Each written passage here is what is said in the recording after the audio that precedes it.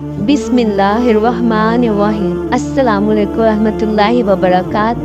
रहमतुल आलमीन हज़रत मोहम्मद सल्लल्लाहु अलैहि वसल्लम ने अपने आखिरी हज के मौका पर अरफात व मना में अजीम और शान खुतबे इरशाद फरमाए, जो क़यामत तक आने वाली नस्ल इंसानी के लिए अजीम मंशूर और दस्तूर हैं।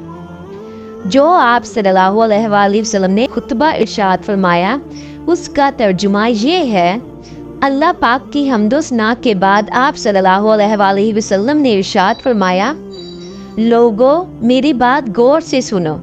मेरा ख्याल है कि इस साल के बाद इस जगह पर तुमसे ना मिल सकूं और ना शायद इस साल के बाद हज कर सकूं। लोगों, अल्लाह ताला फरमाते हैं कि हम तुमको एक मर्द और एक औरत से पैदा किया है और तुम्हारे बहुत से कबीले और ख़ानदान बना दिए हैं ताकि तुम पहचान सको, यानी बाहम एक दूसरे को शनाख्त कर सको। और अल्लाह ताला के नज़दीक तुम में से ज़्यादा इज़्ज़त वाला वो है जो ज़्यादा परहेज़गार है। किसी अरबी को अजमी पर और किसी अजमी को अरबी पर कोई फजीलत और बरतरी नहीं, और ना किसी काले को गोरे पर और गोरे को काले पर फजीलत और बरतरी, सिर्फ परहेजगारी की बुनियाद पर है। तुम सब लोग आदम अलैहिस्सलाम की औलाद हो और आदम अलैहिस्सलाम मिट्टी से पैदा किए गए हैं। खबरदार, खून या माल का हर वो दावा जिसके लोग मदी हैं वो मेरे कदमों तले है, मैं उसे बातिल करार देता हूँ। मगर बैतुल्लाह की निगरानी और हाजियों को पानी पिलाने की खिदमत हस्बे दस्तूर मिलेगी। इसके बाद आप सल्लल्लाहु अलैहि वसल्लम ने फरमाया, ऐ ग्रोह कुरैश, क़यामत के दिन ऐसा ना हो कि तुम दुनिया का बोझ अपनी गर्दनों पर उठाए हुए आओ और लोग आखिरत का सामान लेकर आए। याद रखो, अगर ऐसा हुआ तो मैं तुम्हें अल्लाह के अजाब से ना बचा सकूंगा। खबरदार, ज़माना जाहलियत की तमाम रस्में मेरे कदमों के नीचे रोन दी गई हैं। ज़माना जाहलियत के तमाम खून सब माफ़ हैं। अब फुईकैन में से कोई इसका बदला ना ले। दौरे जहालियत का हर सूद माफ़ है। लोगों, तुम्हारे खून, तुम्हारे अमवाल और तुम्हारी इज्जत व आबरू क़यामत तक एक दूसरे पर हराम है।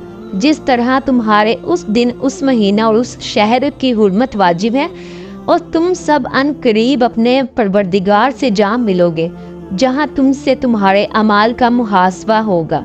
ऐ लोगों, तुम्हारी औरतों पर तुम्हारे कुछ हकूक़ हैं और उसी तरह पर तुम्हारी औरतों के कुछ हकूक़ हैं। तुम्हारा इन पर यह हक है कि तुम्हारे बिस्तर पर किसी ऐसे आदमी को ना बैठने दें जिसे तुम पसंद नहीं करते। नीज़ इन पर तुम्हारा ये हक है कि खुली बेहयाई का कोई काम ना करें, लेकिन अगर वो करें तो तुम्हारे रब ने तुम्हें इजाज़त दी है कि इनके सोने की जगह अपने से अलग कर दो। अगर इससे भी बाज ना आए तो फिर तुम्हें इजाज़त है कि ऐसी हल्की मार मारो जिससे बदन पर निशान ना पड़े, और अगर वो अपनी नाजेबा हरकतों से बाज आ जाएं तो हस्बे दस्तूर इनका खाना और कपड़ा तुम्हारा जिम्मे है। खबरदार, किसी औरत के लिए जायज़ नहीं कि वो अपने शौहर के माल में से उसकी इजाज़त के बगैर किसी को कुछ दे। औरतों के साथ अच्छा बर्ताव करने के हमेशा पाबंद रहो, क्योंकि वो तुम्हारी निगरानी में है और उस हैसियत से नहीं कि अपने मामलात खुद चला सके। औरतों के मामला में अल्लाह से डरते रहो। तुमने इनको अल्लाह की अमानत के तौर पर हासिल किया है और अल्लाह के कलमात के ज़रिए इन्हें जायज़ और हलाल किया है। लोगों, अल्लाह ताला ने मिरास का कानून नाफिज करके हर हकदार को उसका हक दे दिया है, इसलिए अब किसी वारिस के हक में वसीयत जायज़ नाफिज नहीं। बच्चे का नस्ब उस मर्द से होगा जिसकी वो बीवी है। जिसने बदकारी की उसके लिए सज़ा है। बच्चा उसका नहीं कहलाएगा और वो इसका हिसाबो किताब अल्लाह के ज़िम्मे है। जिसने अपने बाप के अलावा किसी और की तरफ निस्बत की या किसी गुलाम ने अपने आप को किसी और मालिक की तरफ मंसूब किया, इस पर खुदा की लानत है। कर्ज अदा किया जाएगा, आरियत वापस की जाएगी। जामिन तवान का जिम्मेदार है। खबरदार, जुर्म करने वाला खुद अपने जुर्म का जिम्मेदार है। बाप के जुर्म का जिम्मेदार बेटा नहीं और बेटे के जुर्म का जिम्मेदार बाप नहीं। किसी शख्स के लिए किसी भाई की चीज़ लेना जायज़ नहीं, अलबत्ता इस सूरत में जायज़ है कि वो खुश दिली के साथ दे दे। बस तुम लोग अपने ऊपर जुल्म व ज़्यादती ना करो।